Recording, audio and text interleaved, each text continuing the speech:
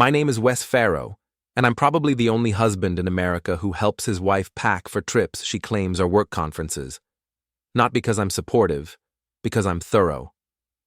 Lana stood in our bedroom on that gray March morning, folding summer dresses into her suitcase with the kind of careful precision she usually reserved for pharmaceutical sales presentations.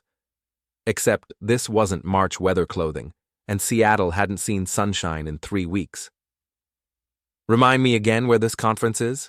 I asked, watching her slip a bikini between business blouses. "Portland," she said without looking up. "The Marriott downtown.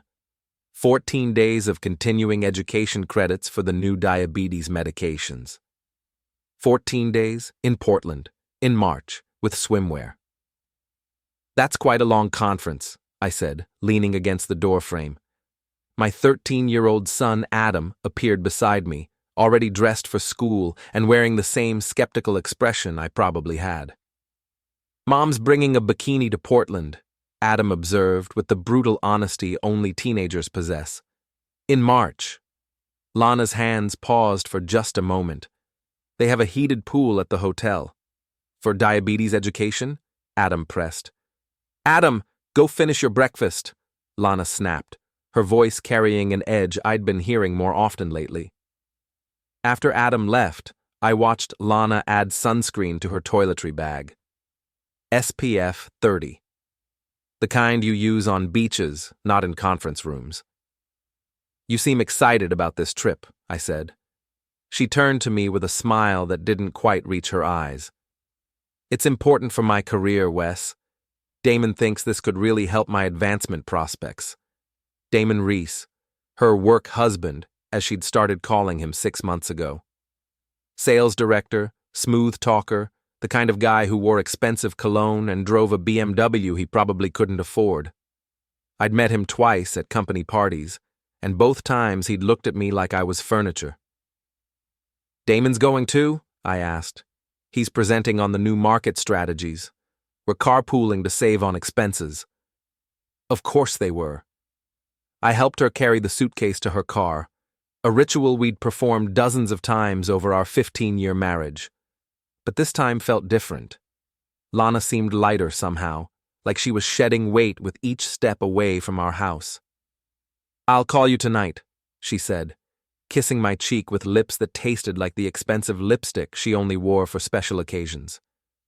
I watched her drive away, noting how she checked her appearance in the rearview mirror 3 times before turning the corner.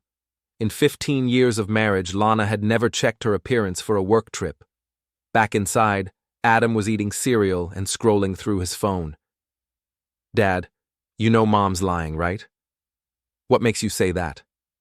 I Googled it. There's no pharmaceutical conference in Portland this week. Also, she's been texting someone constantly for the past month, and she always puts her phone face down when you walk in the room. Smart kid. Too smart, maybe. "Sometimes adults have complicated work situations," I said, which was my way of avoiding the conversation we'd probably need to have soon. "Sometimes adults think kids are stupid," Adam replied. "But we're not." After dropping Adam at school, I drove to my office in downtown Seattle. I run a small IT consulting business, mostly helping local companies with their network security and data management. It's not glamorous work, but it pays well, and it's given me certain skills that most husbands don't have. Skills like being able to access our family's shared cloud storage from anywhere. Skills like knowing how to check metadata on digital photos. Skills like understanding how cell phone location services work, even when people think they've turned them off. I spent the morning working on a routine security audit for a law firm, but my mind kept drifting to Lana's suitcase, the summer clothes, the excitement in her voice when she mentioned Damon's name, the way she'd been working late every Tuesday and Thursday for the past 2 months. Around lunch, I did something I'd never done before in 15 years of marriage. I logged into our shared family account and checked Lana's location. She wasn't in Portland. She was in Cabo San Lucas, Mexico.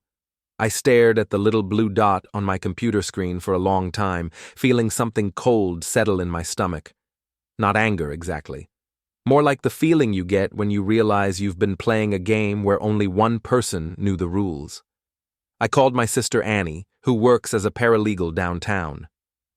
Hypothetically, I said when she answered, if someone was lying about a work trip, what would you do? Hypothetically, I'd gather evidence before confronting them, she said without hesitation. Why? What's Lana done now? Annie had never liked Lana much, said she was too polished, too careful with her words. I'd always defended my wife, but sitting there, looking at that blue dot in Mexico, I was starting to think Annie might have been onto something. Nothing, I said. Just curious. Wes, I've known you since you were 7 years old. You don't do just curious. What's going on? I told her about the conference that wasn't, the summer clothes, the location ping from Cabo. Annie listened without interrupting, which was unusual for her. How long has she been acting strange? She asked when I finished.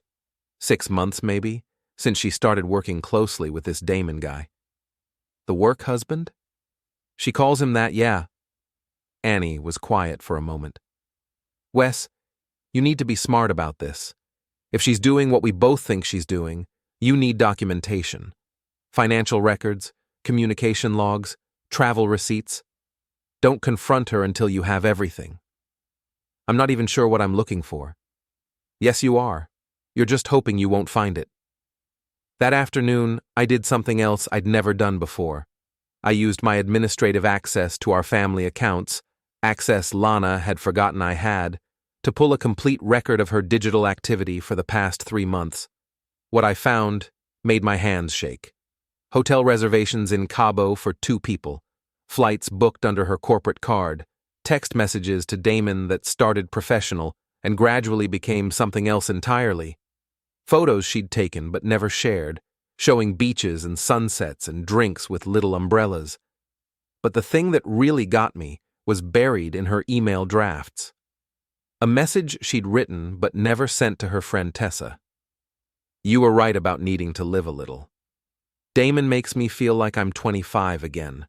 Wes is so focused on his computers and Adam's homework that I don't think he'd notice if I disappeared for a month. Sometimes I think about what it would be like to just start over somewhere warm. I read that message 17 times. Then I started planning. Lana called that night at 9 o'clock, just like she'd promised. Her voice had that relaxed quality people get after too much sun and too many drinks. How's the conference? I asked, settling into my home office chair with a notepad.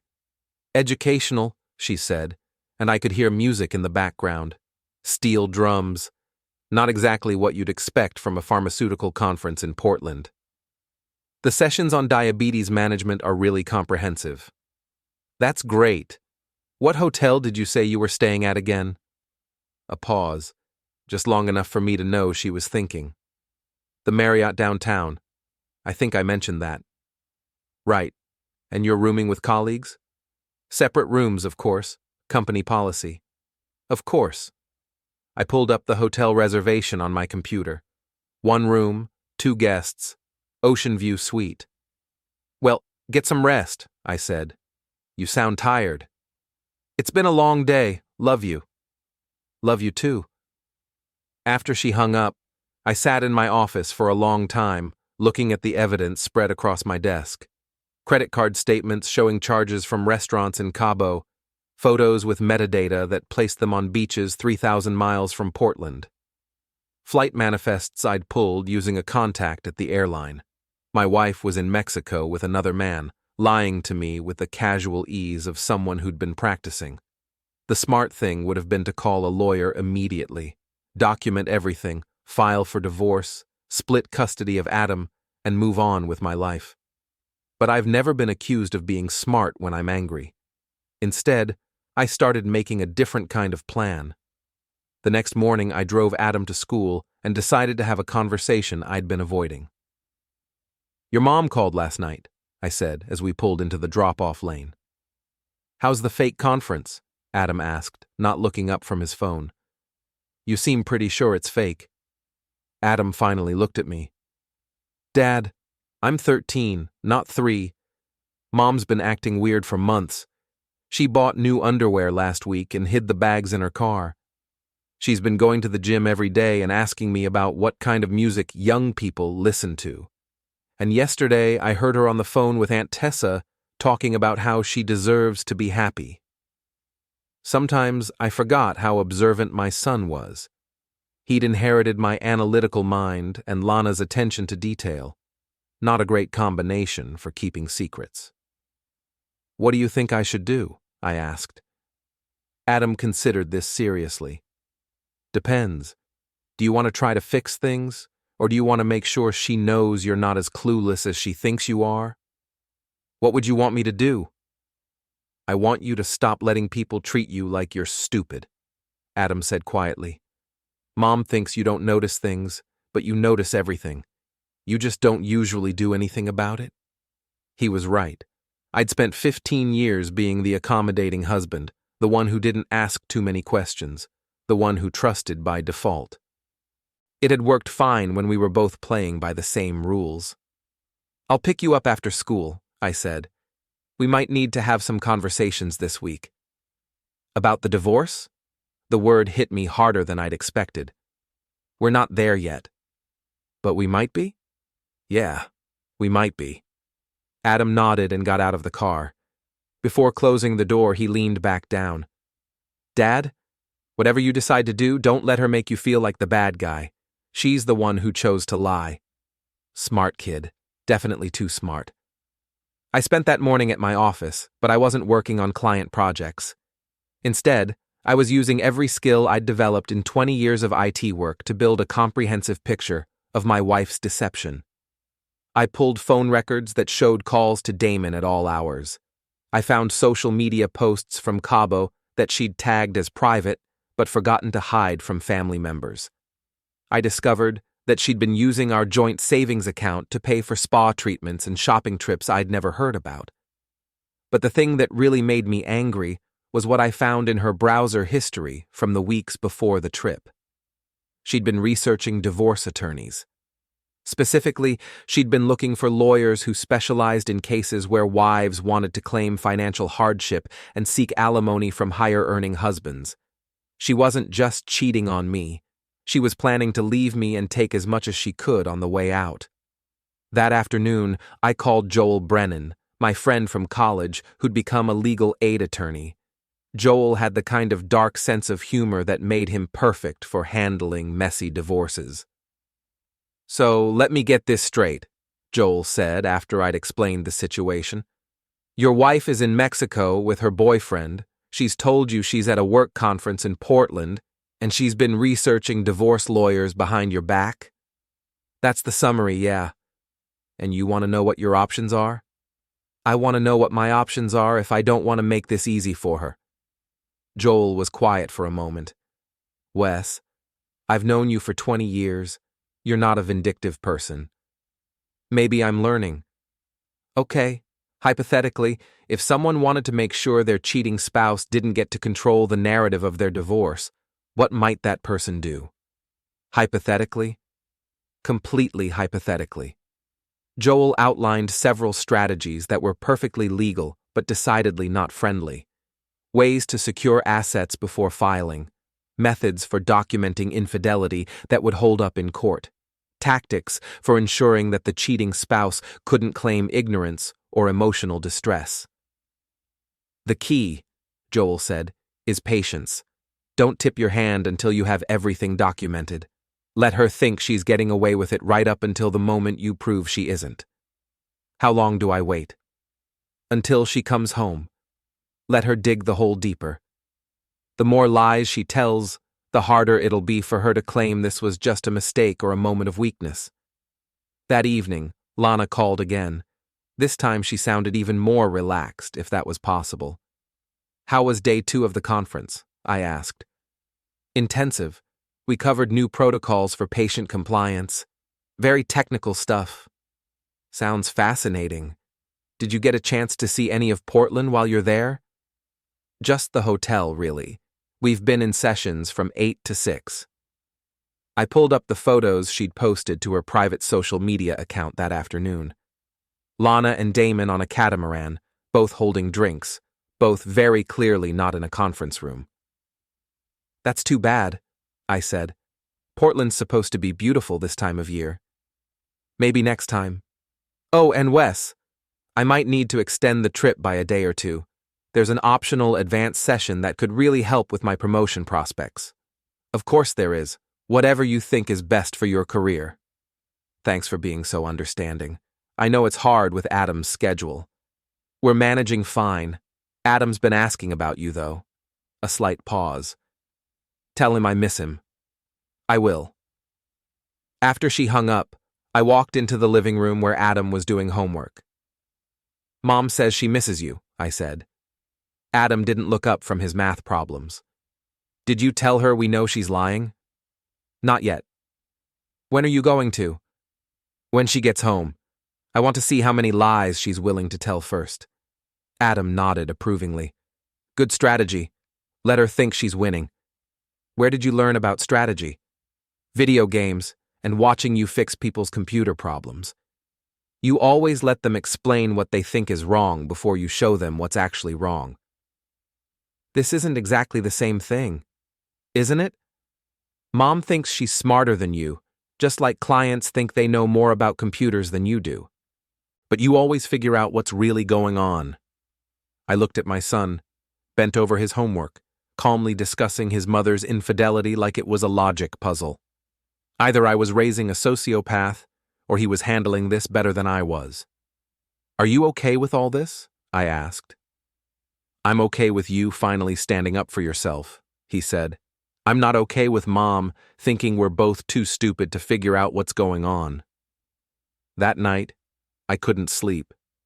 I kept thinking about Lana on that catamaran, laughing at something Damon had said, posting photos of a life that didn't include me or Adam.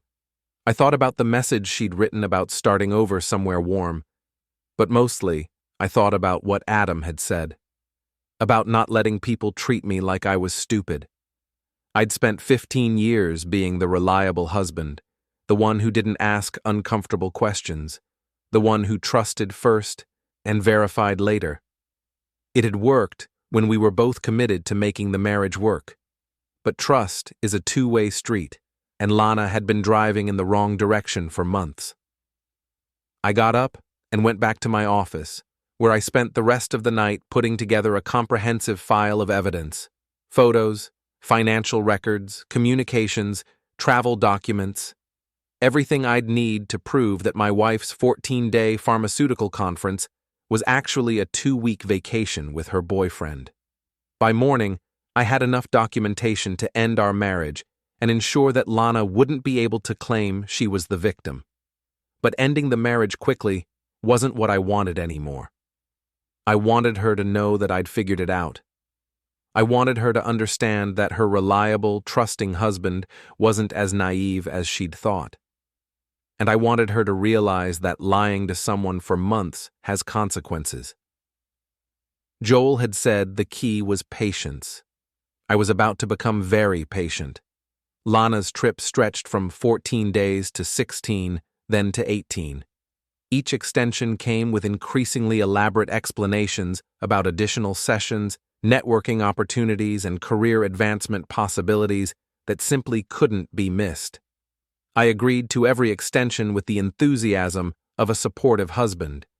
Meanwhile, her social media told a different story. Photos of beaches at sunset, drinks with little umbrellas, spa treatments and shopping excursions, and in several photos, a man's hand or shadow that clearly belonged to someone who wasn't attending pharmaceutical conferences. On day 16, I made a decision that would have surprised the Wes Farrow of 3 weeks ago. I booked a trip to Cabo San Lucas. "Dad, are you serious?" Adam asked when I told him about my travel plans. We were eating dinner at the kitchen table, just the two of us, like we had been for over 2 weeks. "Completely serious.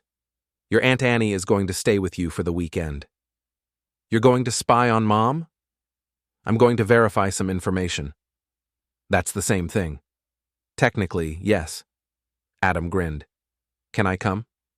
"Absolutely not, but you can help me plan." We spent that evening researching the resort where Lana was staying. It was the kind of place that catered to couples looking for romance and privacy. Adult-only pools, secluded beaches, restaurants that specialized in intimate dining experiences. Not exactly a pharmaceutical conference venue. They have a beachfront bar that's supposed to be really popular for watching sunsets, Adam said, reading from the resort's website. Mom posted a photo from there yesterday. What time do they serve dinner? 7 to 10. But Dad, what are you actually going to do when you see them? That was the question I'd been avoiding. What was my endgame here? Confront them publicly. Take photos for divorce proceedings? Create a scene that would humiliate everyone involved? I'm going to ask your mother one simple question, I said finally. What question? Whether she knows what Damon's been treated for. Adam looked confused. What do you mean? I pulled out a folder I'd been building for the past week. Remember how I told you I do IT work for several medical practices in the city? Yeah. Well, one of those practices happens to be where Damon goes for his health care. And because your mother put him on our family's emergency contact list for work purposes, I have legitimate access to some of his medical information. That sounds illegal. It's completely legal. Emergency contacts can access basic health information in case of workplace incidents. Your mother signed the authorization herself. And what did you find? I opened the folder and showed Adam a series of medical billing summaries. 3 months ago, Damon was treated for a condition that requires ongoing monitoring and disclosure to intimate partners. Adam's eyes widened. Mom doesn't know? Based on the timeline, she couldn't have known when they started their relationship. And based on Damon's pattern of behavior, I doubt he told her voluntarily. So you're going to tell her? I'm going to ask her if she knows. There's a difference. The next morning, I flew to Cabo. It was a short flight, just over 4 hours, but it felt like crossing into enemy territory. I'd never been the kind of husband who checked up on his wife. I'd never been the kind of person who set traps or played games with other people's emotions. But then again, I'd never been married to someone who would lie about a pharmaceutical conference while posting photos of herself on a beach with another man. The resort was exactly as advertised: beautiful, romantic, and expensive. I checked into a room on the same floor where Lana was staying, using a reservation I'd made under my business name. Finding them wasn't difficult. They were exactly where Adam had predicted they'd be, at the beachfront bar watching the sunset, looking like a couple celebrating an anniversary. Lana wore a white sundress I'd never seen before. Her hair was lighter, bleached by sun and salt water. She looked relaxed and happy, in a way I hadn't seen in years. Damon looked exactly like what he was, a middle-aged man trying to recapture his youth with an expensive vacation and a woman who wasn't his wife. I ordered a drink and sat at a table where I could observe without being seen. For 20 minutes, I watched my wife laugh at Damon's jokes, touch his arm when she talked, and generally behave like a woman who was very much in love. It should have made me angrier. Instead, it made me sad. This wasn't a woman having a momentary lapse in judgment. This was a woman who had checked out of our marriage emotionally and was auditing potential replacements. When they got up to leave, I followed at a distance. They walked along the beach, holding hands, stopping occasionally to take photos or point out something in the water. They looked natural together, comfortable in a way that suggested this wasn't their first romantic trip. I spent the evening in my room, ordering room service and thinking about what I'd observed. The woman on the beach didn't look like someone who was planning to return to her marriage. She looked like someone who was planning her exit strategy. The next morning, I positioned myself at the resort's breakfast restaurant, where I had a clear view of the dining area. Lana and Damon arrived around 9, both wearing the casual clothes of people who had nowhere important to be. They sat at a corner table, and I could hear fragments of their conversation. Damon was talking about his job prospects in other cities.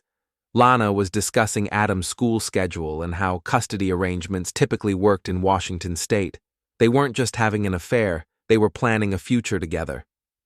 I listened for another 10 minutes, until I heard Lana say something that made my decision for me. "Wes is so focused on his work that I don't think he'd fight for custody," she said, cutting into her eggs Benedict. "He's never been the hands-on parent type. Adam and I could relocate wherever you find your next position." That was when I stood up and walked over to their table. "Excuse me," I said, and watched Lana's face go through several stages of shock, confusion, and terror in the span of about 3 seconds. "Wes?" she whispered. "Hi, honey. How's the pharmaceutical conference?" Damon started to stand up, but I held up a hand. "Don't get up on my account, Damon. I just have one quick question for my wife." Lana's mouth opened and closed like a fish out of water. "What are you doing here?" "I came to ask you something important, something I probably should have asked before you left for your trip." "Wes, I can explain. Do you know what Damon's been treated for?" The question hung in the air like smoke. Lana looked confused. Damon went very still. "What do you mean?" Lana asked. "I mean, has Damon shared his recent medical history with you? The treatments he received 3 months ago? The ongoing monitoring requirements? The disclosure obligations he has to intimate partners?" Damon's face had gone pale. "Wes, this isn't the place for—" "Actually, this is exactly the place for it," I said, pulling out a folder. "Because my wife has been making decisions about her health and her future based on incomplete information." I placed a medical summary on the table in front of Lana. 3 months ago, Damon was treated for a condition that requires disclosure to intimate partners and ongoing medical monitoring. The treatment was successful, but there are protocols that need to be followed. Lana read the summary, and I watched her face change as she understood the implications. "You didn't tell me," she said to Damon. "It's not a big deal," Damon said quickly. "It's completely manageable. The doctor said—" "You didn't tell me," Lana repeated, louder this time. "I was going to. I just didn't want to worry you unnecessarily." Lana stood up so fast her chair fell over. "Worry me unnecessarily? You've been putting my health at risk for months." "Lana, calm down." "Don't tell me to calm down. How could you not tell me something like this?" Other diners were starting to stare. Damon looked around nervously, clearly uncomfortable with the public attention. "Maybe we should discuss this privately," he said. "There's nothing to discuss," Lana said. "I need to see a doctor immediately." She turned to me, and I saw something in her eyes I hadn't seen in months. Vulnerability. "Wes, you should probably fly home today," I said quietly. "Get tested. Make sure you're okay." "What about—" She gestured vaguely at Damon. "What about him?" Lana looked at Damon, who was still sitting at the table, looking like a man who'd just watched his vacation plans collapse. "I trusted you," she said to him. "You can still trust me. This doesn't change anything between us." "It changes everything." I watched my wife realize that the man she'd been planning a future with had been lying to her about something that could affect her health. The irony wasn't lost on me. "Lana," I said, "you should pack your things." She nodded, looking dazed. "Will you drive me to the airport?" "I'll call you a cab." "Wes, please, can we talk?" I looked at her standing there in her white sundress, sunburned and confused, and suddenly very aware that her romantic getaway had become something else entirely. "We'll talk when you get home," I said, "after you've seen a doctor." I left them at the table and walked back to my room. 20 minutes later, I saw Lana hurrying across the lobby with her suitcase, heading for the taxi stand. Damon wasn't with her. I flew home that afternoon, arriving in Seattle just as Adam was getting home from school. "How did it go?" he asked. "Your mother will be home tonight." "Did you confront them?" I asked her one question. "The medical thing?" "The medical thing." Adam nodded approvingly. "And she didn't know?" She didn't know. So now what happens? That was the question I'd been thinking about during the entire flight home. Lana would get tested, probably discover that she was fine, and then we'd have to figure out what came next. Now we see if your mother wants to try to save our marriage, or if she wants to end it honestly. What do you want? I looked at my son, who'd been handling this crisis with more maturity than most adults I knew. I want her to stop lying to me, I said. Everything else we can figure out from there. That night, Lana called from the airport in Seattle. I'm at the doctor first thing tomorrow morning, she said. Wes, we need to talk. I know. I'm sorry. I'm so sorry about all of this. Are you sorry you did it, or are you sorry you got caught? A long pause. Both, I think. That's honest, at least. Can I come home tonight? Before we dive deeper into this story, I have one small request. Please subscribe, drop a like, comment, and hit that hype button to boost this channel so more people can discover these incredible Reddit stories. I thought about it. Adam's been sleeping in the guest room since you left. He said the house feels different when you're not here. Different how? Quieter, more honest. Another pause. I deserve that. Yeah, you do. I'll see you tomorrow, after the doctor. Lana? Yeah? Next time you want to leave our marriage, just say so. Don't make me figure it out from your browser history and your credit card statements. How long have you known? Since day 2 of your pharmaceutical conference. She was quiet for so long, I thought she'd hung up. Wes? I'm here. I don't know how to fix this. Neither do I. But lying about it for 3 more weeks probably wasn't going to help. After she hung up, I sat in my kitchen for a long time, thinking about the woman I'd married 15 years ago and the woman I'd watched having breakfast with another man that morning. They weren't the same person. The question now was whether the woman coming home tomorrow was someone I could still build a life with, or whether we were just going through the motions until one of us found the courage to end it. I guess I was about to find out. Lana came home the next evening looking like someone who'd spent the day getting medical tests and thinking about consequences. She was pale, tired, and moved through our house like she wasn't sure she still belonged there. Adam was in his room doing homework when she arrived. He came downstairs, hugged her briefly, and said, "I'm glad you're okay, Mom," before disappearing back upstairs. Even at 13, he understood that his parents needed to have a conversation. Lana and I sat in our living room, the same room where we'd planned vacations and discussed Adam's school projects and made decisions about our future. Now it felt like a courtroom. The tests came back clean, she said. No exposure, no infection. I got lucky. That's good news. Wes, I need you to know that I never intended for any of this to happen. I looked at my wife, sitting on the edge of our couch like she was ready to run. Which part didn't you intend? The affair or getting caught? The affair. I mean, Damon and I started as friends, work friends, and then it became something else, gradually. When? When what? When did it become something else? Lana was quiet for a moment.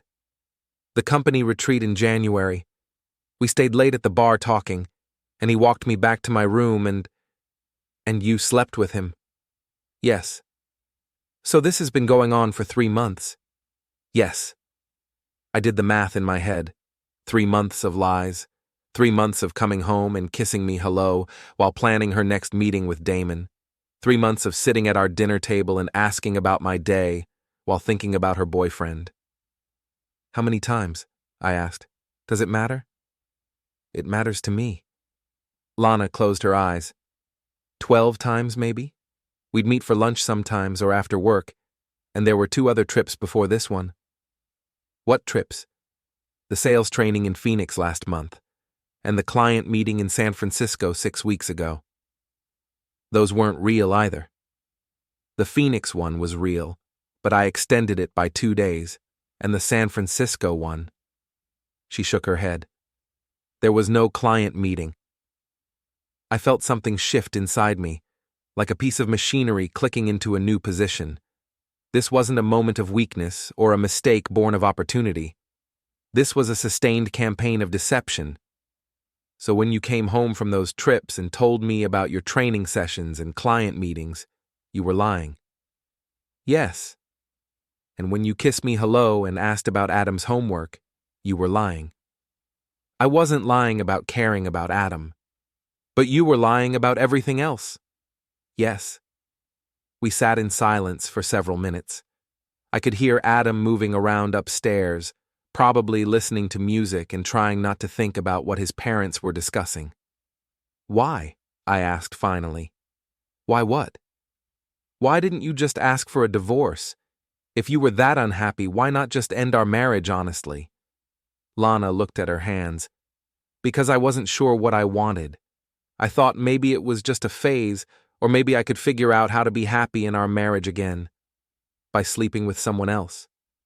I know how it sounds. Do you? Because it sounds like you wanted to keep your stable home life while auditioning for a replacement husband. That's not fair, isn't it? You researched divorce attorneys while planning romantic getaways with Damon. You discussed custody arrangements over breakfast in Cabo. That sounds like auditioning to me. Lana's face went white. You heard that? I heard a lot of things. How long were you there? Long enough. She stood up and started pacing. So, you followed me to Mexico? You spied on me? I verified information. There's a difference. That's a violation of privacy, Wes. I stared at her. You're lecturing me about privacy violations? You've been lying to me for 3 months.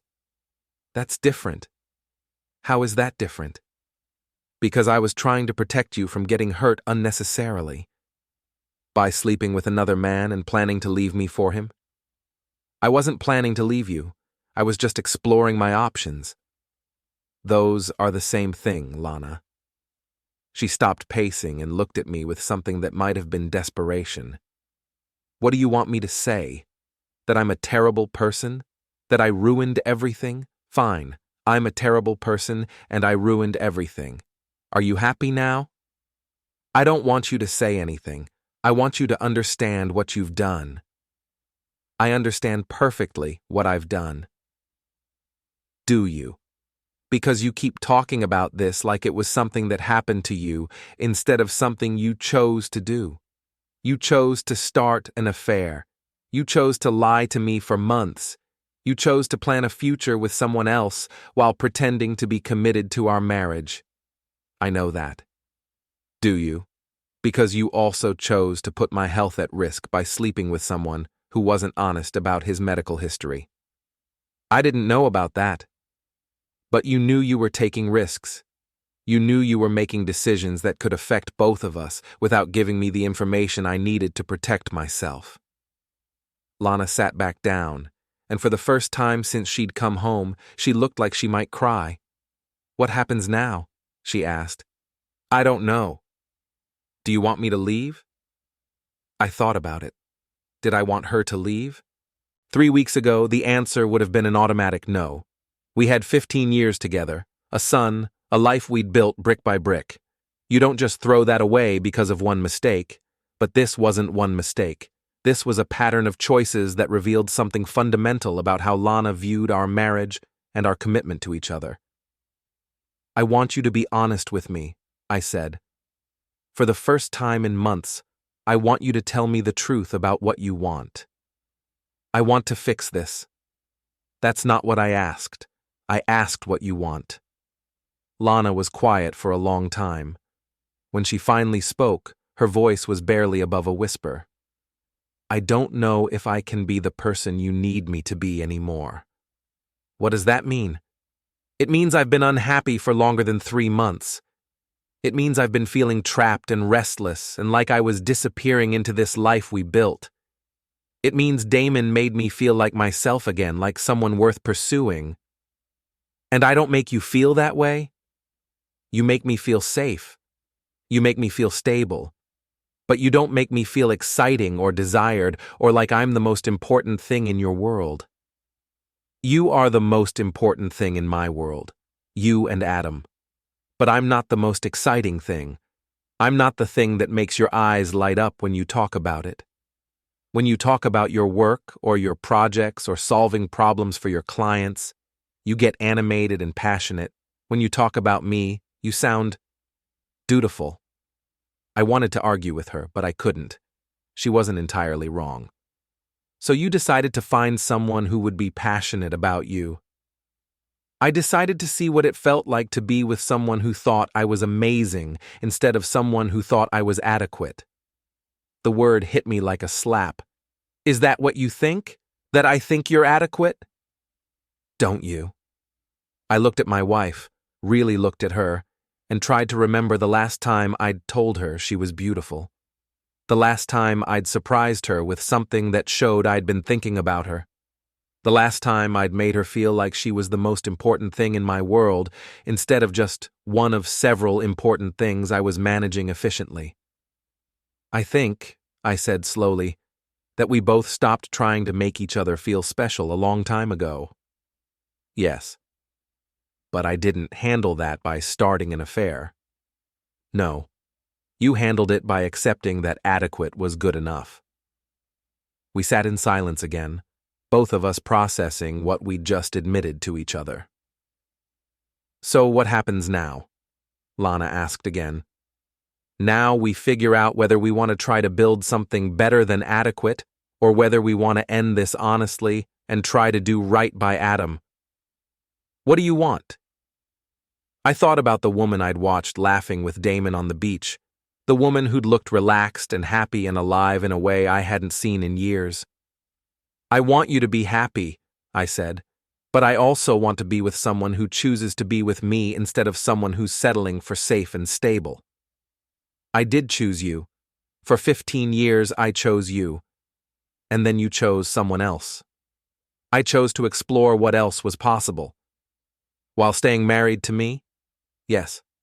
That's not choosing, Lana. That's hedging your bets. She nodded, and I saw tears in her eyes for the first time since she'd come home. I've made a mess of everything, she said. Yeah, you have. Can we fix it? I don't know. But we can't fix it if you're not completely honest about what you want and what you're willing to do to get it.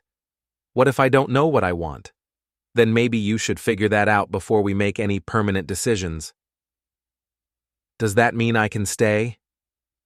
I looked around our living room, at the photos of our family and the life we'd built together. Then I thought about Adam upstairs, trying not to listen to his parents discuss the end of everything he'd known as normal. You can stay in the guest room while we figure this out, I said. But I need you to understand that staying means committing to complete honesty.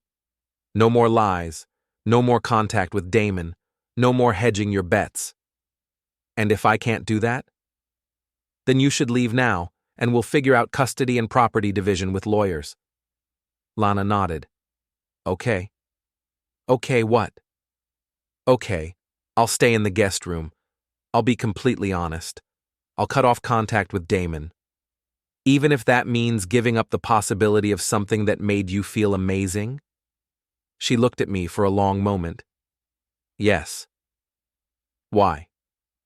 Because I owe it to you and Adam to try to fix what I broke before I decide it can't be fixed. It wasn't exactly a declaration of love, but it was honest. And after 3 months of lies, honesty felt like progress. All right, I said. We'll try to fix it. Where do we start? I thought about that question for a long time. We start by telling Adam the truth about what's been happening. All of it. He's smart enough to know something's wrong, and he deserves to understand what we're dealing with. What if he hates me? Then you'll have to find a way to earn his forgiveness, just like you'll have to find a way to earn mine. Lana nodded again. And then what? Then we see if we can learn how to make each other feel like more than adequate. And if we can't? Then at least we'll know we tried. That night, Lana slept in the guest room for the first time in our marriage. I lay in our bed, staring at the ceiling and wondering if we were about to rebuild something stronger or just prolonging the inevitable end of something that had run its course. Either way, I thought, At least we were finally being honest about it. The next few weeks developed a strange rhythm. Lana went to work, came home, and tried to rebuild relationships with Adam and me. I went to work, came home, and tried to figure out whether the woman living in our guest room was someone I could trust again. Adam went to school, came home, and watched his parents navigate the most awkward period in our family's history with the detached interest of an anthropologist studying a failing civilization. "This is weird," he announced one Thursday evening over dinner. "You two are being too polite to each other." "What do you mean?" Lana asked. "I mean you're acting like strangers who are trying to make a good impression. Mom asks Dad about his work like she's interviewing him for a job. Dad asks Mom about her day like he's taking customer service training." He wasn't wrong. We were being careful with each other, walking on eggshells, trying to avoid any conversation that might lead to conflict or hurt feelings. "We're trying to rebuild trust," I said, "by pretending everything's normal?" "By being respectful while we figure things out," Lana corrected. Adam looked at both of us with the kind of exasperated expression that only teenagers can master. "You know what would help you figure things out? Actually talking about what happened instead of pretending it didn't happen." "We've talked about it," Lana said. "You had one conversation. That's not the same thing as talking about it." "What do you think we should be talking about?" I asked. "I think Mom should explain why she thought lying to us for 3 months was a good idea. And I think Dad should explain why he followed her to Mexico instead of just asking her what was going on." Lana and I looked at each other across the dinner table. Our 13-year-old had just summarized the central issues in our marriage more clearly than either of us had managed in 3 weeks. "You're right," Lana said finally. "We haven't really talked about it." "So talk about it," Adam said. "I'm going to finish my homework. When I come back downstairs, maybe you two can be having an actual conversation instead of this polite stranger thing you've been doing." He left us sitting at the table with the remnants of dinner and the weight of 3 weeks' worth of avoided conversations. "He's right," Lana said. "We're not really dealing with this." "What does dealing with it look like to you?" "I don't know. Maybe you could tell me what you're thinking instead of just being quietly disappointed all the time." "I'm not quietly disappointed." "Yes, you are. You look at me like I'm a problem you're trying to solve." I thought about that. Maybe because I am trying to solve this, that's what I do. People bring me problems and I figure out how to fix them. I'm not a computer problem, Wes. No, you're not. And maybe that's part of the issue. What do you mean? I mean, I'm good at fixing technical problems because they follow logical rules. If X happens, then Y is the result. If you want to prevent Y, you modify X, but people don't work that way. So what are you trying to modify? I looked at my wife, sitting across from me in the kitchen where we'd shared thousands of meals over 15 years. I keep thinking that if I can understand why you made the choices you made, I can figure out how to prevent you from making them again.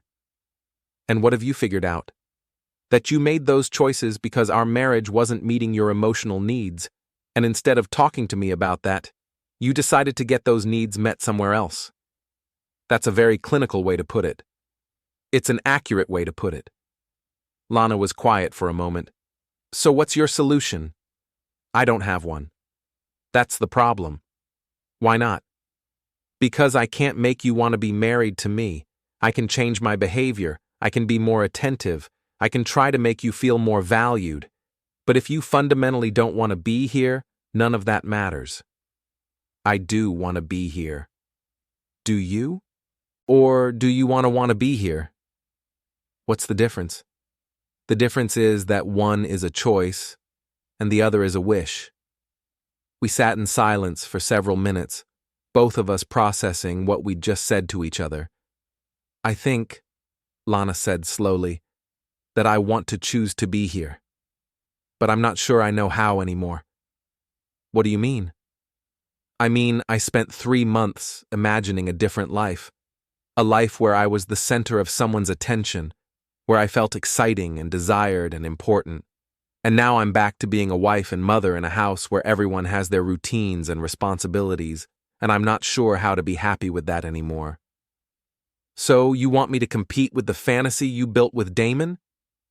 I want you to help me figure out how to be happy with reality instead of needing fantasy. How do I do that? I don't know.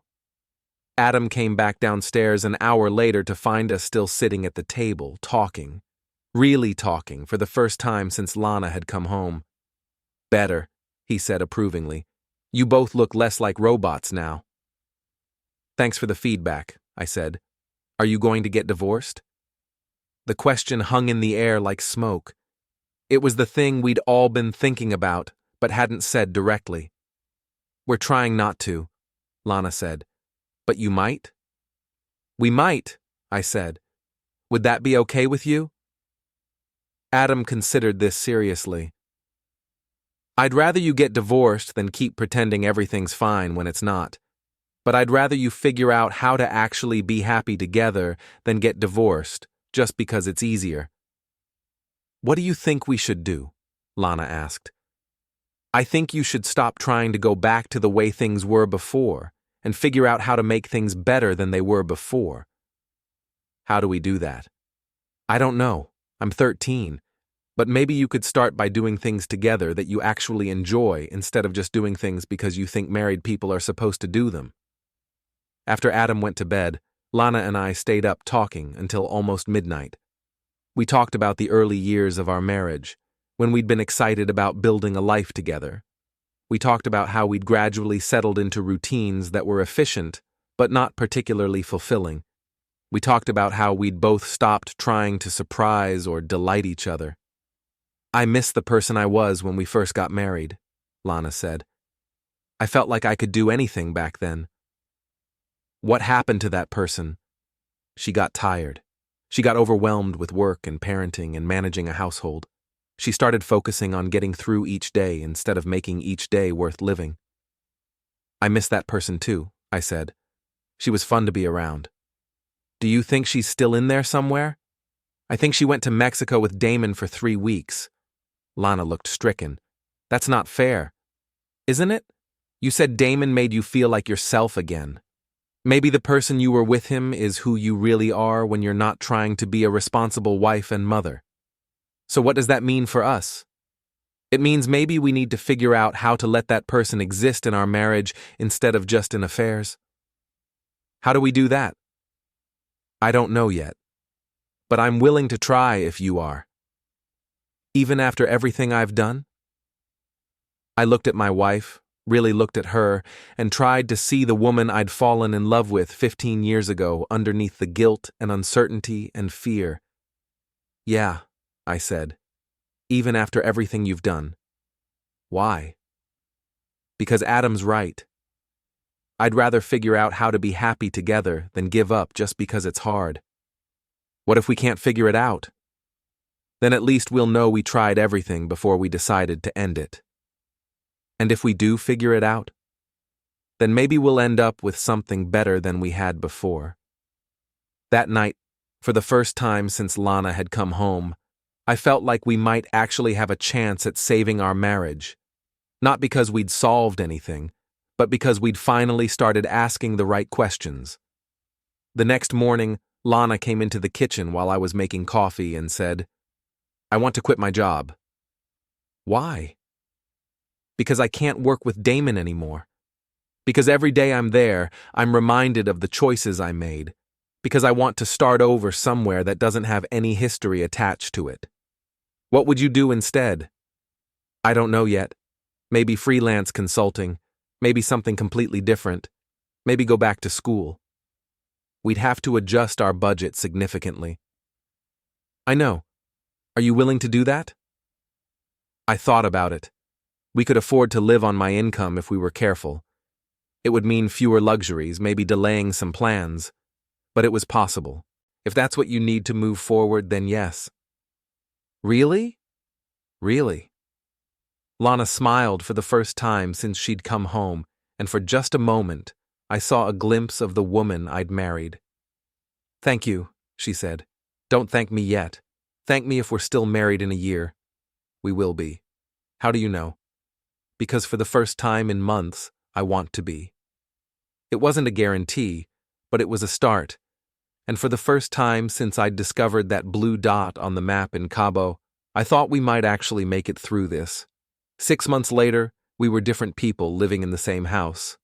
Lana had quit her job and started a freelance consulting business that allowed her to work with pharmaceutical companies without the office politics and interpersonal drama that had contributed to her affair. She was happier, more energetic, more like the person I'd married. I had started making an effort to be present in our relationship instead of just managing it. I planned surprises, asked questions about her thoughts and feelings instead of just her schedule, and generally tried to be the kind of husband who made his wife feel valued rather than just accommodated. Adam had watched our transformation with the satisfied air of someone whose advice had been proven correct. "You two are much weirder now," he announced one Saturday morning over breakfast. "But it's better weird." "Thanks," Lana said. "I mean, you actually seem to like each other again instead of just being polite roommates who share a kid." He wasn't wrong. We did like each other again. More than that, we were interested in each other again. Lana would tell me about her clients and her business plans with genuine excitement. I would share stories about my work projects, and she would ask follow-up questions that showed she was actually listening. It wasn't the same as it had been 15 years ago, but it was better than it had been in the years leading up to her affair. "Are you happy?" I asked Lana one evening as we sat on our back deck, watching the sunset and sharing a bottle of wine. "Yeah," she said, sounding slightly surprised. "I am. Are you?" "Yeah, I am too. Even after everything that happened?" "Especially after everything that happened."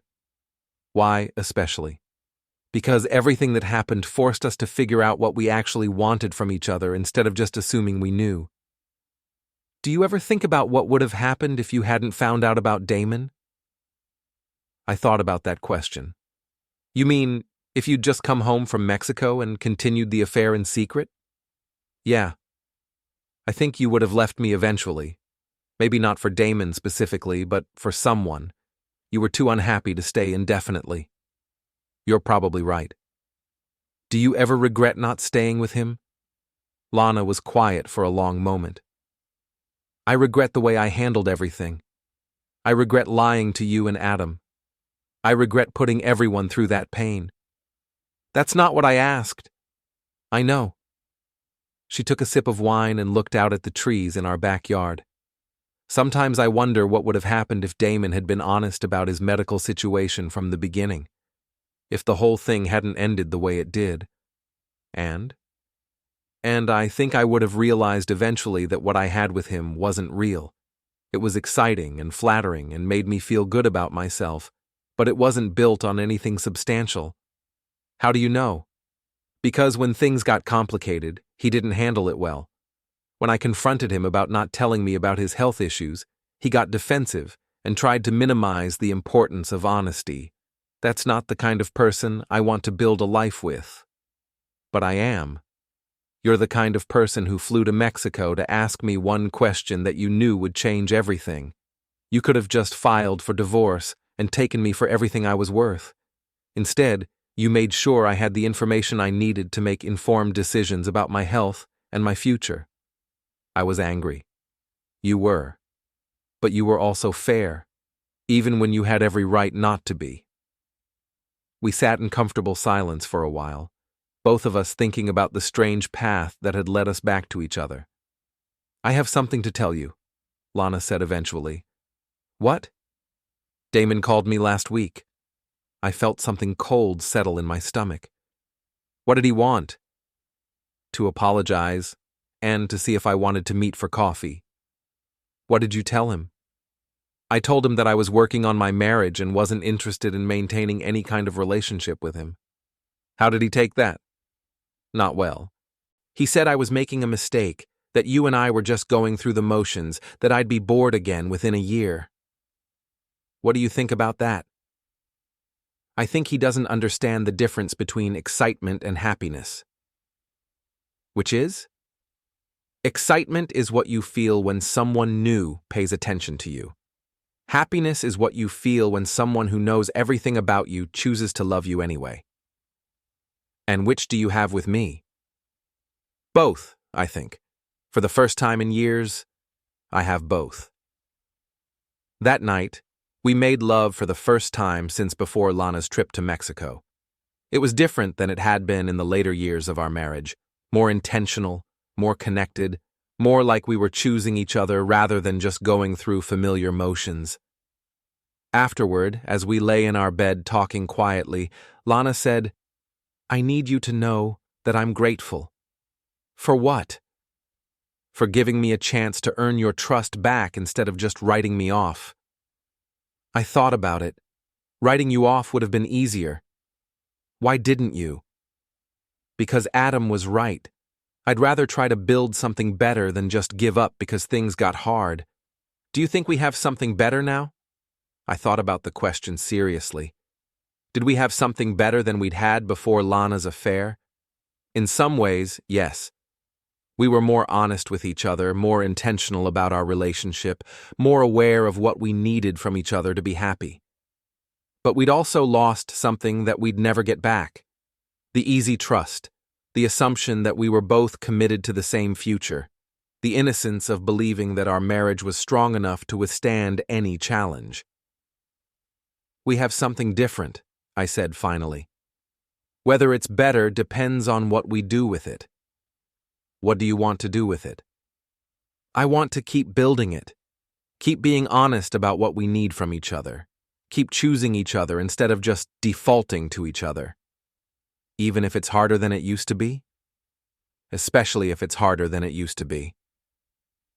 The next morning, Adam found us making breakfast together and said, "You two seem different." Different how? I asked. Like you're actually married to each other instead of just living in the same house. Is that good or bad? It's good, but also kind of gross. Could you maybe tone down the obvious happiness when I'm trying to eat cereal? Lana laughed. We'll try to contain ourselves. Thank you. As Adam headed off to school, he paused at the door and looked back at us. Hey, Dad? Yeah? I'm proud of you. For what? For not giving up on us. After he left, Lana and I stood in our kitchen, holding coffee cups and thinking about how close we'd come to losing everything we'd built together. He's right, Lana said. You didn't give up on us. Neither did you. You came home. I came home because you gave me a reason to. You could have just exposed everything and let me deal with the consequences. Instead, you showed me what I was about to lose. What were you about to lose?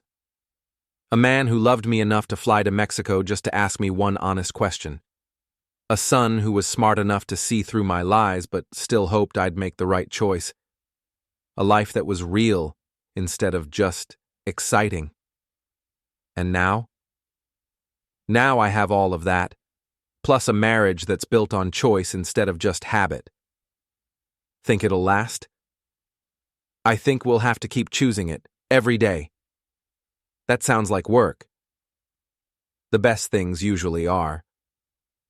That evening, the three of us sat on our back deck, eating dinner and watching the sunset. Adam was telling us about a project he was working on for school. Lana was laughing at his jokes and asking questions that showed she was really listening. I was watching both of them and thinking about how different this scene might have been if we'd made different choices 6 months ago. Dad, Adam said, you're doing that thing again. What thing? That thing where you look like you're analyzing data instead of just enjoying dinner. I'm enjoying dinner. You're enjoying dinner while also running calculations about something. Lana looked at me curiously. What are you calculating? I'm thinking about probability. Of what? Of us, of whether we're going to make it long term. And what's your conclusion? I looked at my wife and son, both of them waiting for my answer. 6 months ago, I would have said our marriage had a low probability of survival. The trust was broken, the foundation was cracked, and the patterns that had led to the crisis were still in place.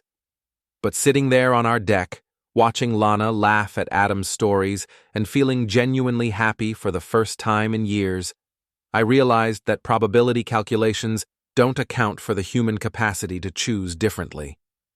I think, I said, that we have a good chance, better than good, actually.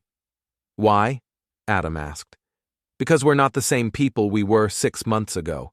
We've learned things about ourselves and each other that we didn't know before, and we're using that knowledge to build something stronger. Plus, Lana added, we have an excellent relationship consultant. She gestured toward Adam, who grinned. I do give good advice, he said modestly. The best, I agreed. As the sun set behind the trees in our backyard, I thought about the conversation Lana and I had had the night before, about the difference between excitement and happiness. For the first time in years, I had both, and for the first time since I'd seen that blue dot on the map in Cabo, I believed we were going to be okay. Not just okay, better than we'd ever been. Hey, Wes, Lana said as we cleaned up the dinner dishes. Yeah? Thank you. For what this time? For asking the right question at the right time. Which question was that? Do you know what he's sick with? I thought about that moment in the restaurant in Cabo, when I'd watched my wife's face change as she realized that the man she'd been planning a future with had been lying to her about something important. That wasn't really a question, I said. It was a revelation. What's the difference? A question is when you don't know the answer. A revelation is when you help someone else discover something they need to know. And what did I need to know? That the person you were planning to leave me for wasn't any more honest than you thought I was naive. And what did you need to know? That you were worth fighting for, even when you weren't fighting for us. Am I? Worth fighting for? I looked at my wife, washing dishes in our kitchen, humming quietly to herself, looking genuinely content for the first time in years. Yeah, I said. You are? Even after everything? Especially after everything. Why especially? Because everything that happened proved that we're both willing to do the hard work of choosing each other, even when it would be easier not to.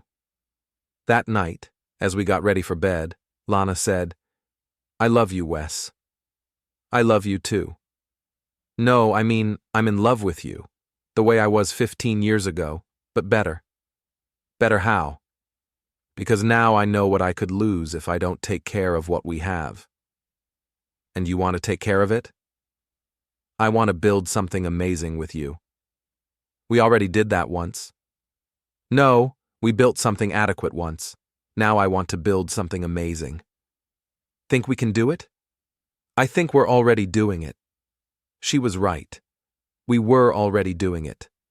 Day by day, choice by choice, we were building something better than what we'd had before. Something worth fighting for. Something worth choosing. Something that would last.